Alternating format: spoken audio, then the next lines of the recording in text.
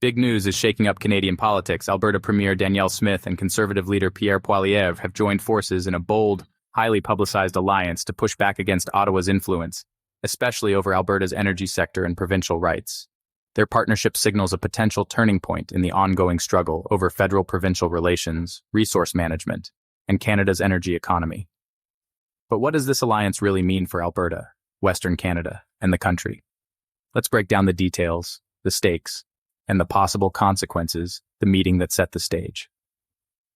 This was not just another routine political handshake. Smith and Poilievre's private meeting was followed by a coordinated announcement they would work together to resist federal regulations on Alberta's energy industry, challenge Ottawa's climate policies, and assert Alberta's right to control its resources. Both leaders argue the federal government has overstepped its bounds, now led by Prime Minister Mark Carney, through policies like carbon tax, emissions caps, and environmental regulations that they say threaten Alberta's economic future. Smith, a staunch advocate for Alberta's autonomy, frequently cites Section 92A of the Constitution, which gives provinces control over natural resources. Poilievre sees this alliance as solidifying support in Western Canada and positioning himself as a defender of provincial independence and economic growth. The core of their alliance: push back against Ottawa. Here's what Smith and Poilievre are demanding: repeal of Trudeau-era policies, roll back the federal carbon tax and strict emissions targets, which they argue are unrealistic and damaging for Alberta's energy sector. More provincial control. Alberta should have final say over its resources, industrial emissions, and collection and management of emissions data. Flexibility on climate regulations. Ottawa's net zero emissions by 2035 is unattainable for Alberta's oil and gas industry, which remains the provincial economy's backbone. Smith and Poilievre aren't just fighting for Alberta. They want to build a coalition with Saskatchewan and potentially Quebec to demand more autonomy from Ottawa and challenge federal overreach. Why now? The political timing. This alliance timing is no accident. The federal government's aggressive climate agenda has fueled frustration, including proposed caps on oil and gas emissions and continued carbon pricing across Alberta and Western Canada.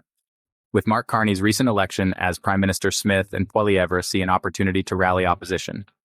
For Poilievre, this partnership shores up his base in a critical region. For Smith, it reinforces her leadership and shows Albertans she'll stand up to Ottawa. After years of what many see as federal neglect or hostility toward core industries, the Alberta Sovereignty Act, a bold tool. This controversial legislation gives Alberta a legal framework to refuse enforcement of federal laws deemed harmful or unconstitutional. In practice, it allows Alberta to debate and pass motions identifying federal programs as unconstitutional, direct provincial entities to cease cooperation with federal initiatives, and challenge Ottawa's authority in court if needed. However, the Act doesn't allow Alberta to break from Canada or violate the Constitution. Limited to areas where federal actions overstep constitutional boundaries.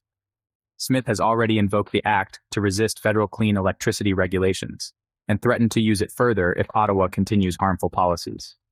The Carney factor, Mark Carney's rise, adds another layer of complexity.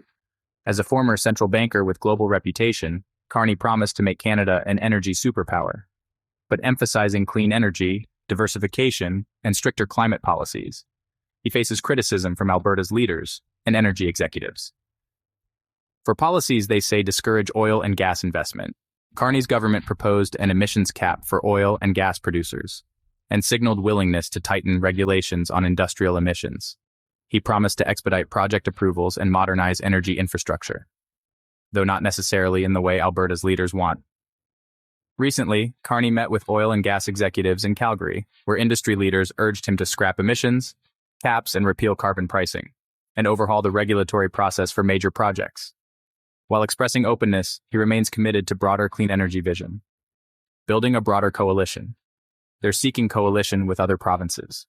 Smith's outreach to Quebec.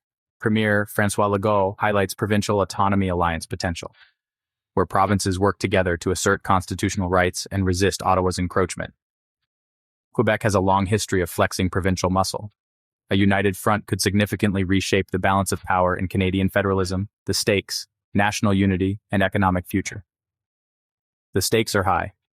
Smith warned that unmet demands could create a national unity crisis. Her demands include repealing environmental legislation and lifting the tanker ban.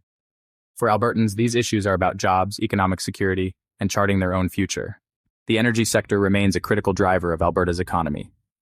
Any federal policies threatening that sector will provoke fierce resistance, critics, and challenges. Not everyone believes this alliance will succeed. Critics argue the Alberta Sovereignty Act is constitutionally dubious. Some see the alliance as political theater rather than substantive change. There are internal tensions within the Conservative movement. The federal government retains significant leverage through spending power. Ottawa can impose financial penalties or withhold funding. What's next? The road ahead. The coming months will be critical. Smith promised further discussions with Albertans about the province's future. Poilievre continues campaigning on provincial empowerment and economic growth, while Carney's government faces mounting pressure to balance climate action with energy competitiveness. Whether this leads to genuine federalism shift or political posturing remains to be seen. The battle over Alberta's energy future and provincial rights is far from over, and the outcome could reshape Canadian politics for years to come. What do you think? Is this a new era for Alberta and Canadian federalism? Share your thoughts below, subscribe for updates, and stay informed on Alberta's energy and provincial rights future.